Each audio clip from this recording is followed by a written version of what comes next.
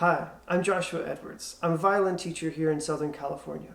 This video is the first in a series to teach you how to play violin. Each video is going to be broken up into short segments focusing on just one aspect of learning to play the instrument.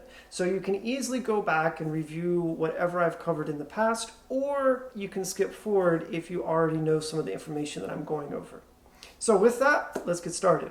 The very first thing that I like to teach my students when we're beginning our first lesson is how to open the violin case. I know that might seem really simple, but it's really important because it can prevent damage to the case and the instrument by going over it before we begin. The first thing is to see that your instrument is placed on a stable surface that has a back. We don't want to put it, say, on our lap and try to open our case while we're sitting down, or we don't want to put it on a bench where there's no back, because the tops of violin cases can sometimes get filled up with music, making them really heavy. And if you opened your violin case and it was up top heavy, the case could actually roll backwards. And in this case, where I have my couch acting as a stop, it prevents the case from rolling backwards and dumping out onto the ground. The next thing is to make sure your case is right side up. Again, this might seem obvious, but especially when it comes to younger students who are maybe 4 or 5 years old, it's not quite as obvious. The tops of cases are going to have a music pouch in some circumstances, or if it doesn't have a music pouch, there's normally going to be a name brand or a logo on top of the case. The bottoms of the cases are also going to have feet. It's also going to be flat. It's going to be very flat and not curved in any way. That way the case is stable when it's sitting on the bottom. In some cases, the bottoms have music pouches on them. I have seen that. One of my students has a case where the music pouch is on the bottom. They're not as common, but I just thought I'd point that out in case you happen to have one. So, with our violin case sitting on a stable surface with a back to prevent it from rolling backwards, and it's upright, we need to open the case by undoing the buckles or the zippers all the way around. It's important to make sure that the zippers are undone all the way around, because if they aren't, you can open your case and pull the zipper apart. I've seen that happen a lot. It's happened to a couple of my students. So just make sure that you've undone your zippers all the way around, and that way you don't cause any damage to the violin case. With that, we open our case, and it should look something like this. The bows are on the top, the violin is on the bottom. If it's the other way around, well, you've opened your case upside down and you should switch it around. So with that, we want to grab the violin out of the case by the neck. The neck is the part of the instrument that I'm holding right now, and this is one of the strongest parts of the instrument, and it's going to be one of the safest spots to hold your instrument. We want to avoid holding it from around here or the bridge. This part of the instrument is not really designed for holding it by. The reason is the wood is soft, and so if you were to grab the violin here, you run the risk of pushing through the sound holes. The other thing is that the bridge is not glued down. If you were to pick it up by the bridge or hit the bridge or knock it, you can move it and it will change the sound of the instrument. You can even knock it over and it has to be put back up. It's not a big deal if the bridge falls over or if the bridge moves around. Your teacher can probably put it back in the right place, or you can take it back to the luthier shop where you got your violin from, and they can fix your bridge as well. Okay, so we have our violin. We're holding it by the neck. You can also hold it back here by the chin rest. And you can play without a shoulder rest, but it's not as comfortable. There's a big debate among violin teachers about whether or not we should use a shoulder rest. Whatever it is that your teacher recommends, you follow their advice. I personally recommend my students all use a shoulder rest because it makes the instrument a lot more stable and it's a lot more comfortable. This is way more comfortable than clamping a piece of hard wood against your shoulder. If you don't have a shoulder rest, you should use a sponge or a cloth or anything like that just to take up a little bit of space right here and cushion against your collarbone. Those things will make learning the violin a lot more pleasant and a lot easier. So if you do have a shoulder rest, the way we put the shoulder rest on is the writing is facing up. So if you have shoulder rest with writing on it, it should be facing up and the violin should be facing up. So in those cases, you clamp it on about 12 o'clock on the top. If I'm holding my instrument like this, and this was a clock, this would be about 12 o'clock. And you can go 6 o'clock, or you can move it over just a little bit to like the 5 o'clock position. That helps to make the instrument stay up a little higher. So either way, somewhere around the fattest part of the back of the instrument is how they clamp on. You can also tell that the instrument is, or that the shoulder rest is on the instrument correctly, because you see it's shaped differently on each side. The narrow side should go on the side that your chin rest sticks off to. So where the shoulder rest is a little bit lower to the instrument, that's where your chin rest is going to stick off.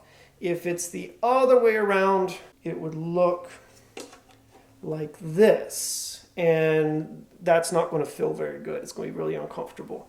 Now, once we've got the shoulder rest on, let's go and put the violin on our shoulder.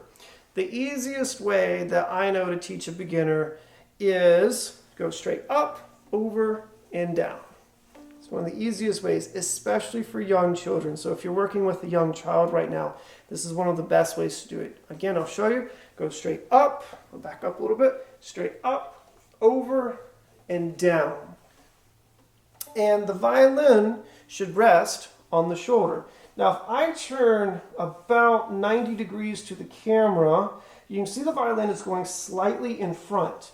The violin shouldn't be straight off the shoulder, and it shouldn't be over here in front of us. It should be just slightly, again, I'll turn facing this way again. You'll see it's just slightly in front, and it's definitely more off to the side than it is in front of me. We don't want the violin on our chest, okay? So if your violin is down here on the chest, it's too low, and we don't want it too high, all right? So the position, our tailpiece, which is right here, the tailpiece should go under the chin, all right, under the chin. And the chin rest, which mine is right here, yours probably looks different than mine. Mine is a unique style of chin rest. It doesn't mean you have to get this, it's just the one that fits my jawbone really well. The chin rest, when it was invented by a guy named Louis Spohr back around 1800, because this didn't originally come on the violin back when it was first invented being played, they had to hold it up without a chin rest and without a shoulder rest. And along came this guy named Louis Spohr, and he said, hey, we can make this more comfortable. And so he invented the chin rest, and it went right here in the center. And it was intended just for the chin, which is how it got its name, the chin rest.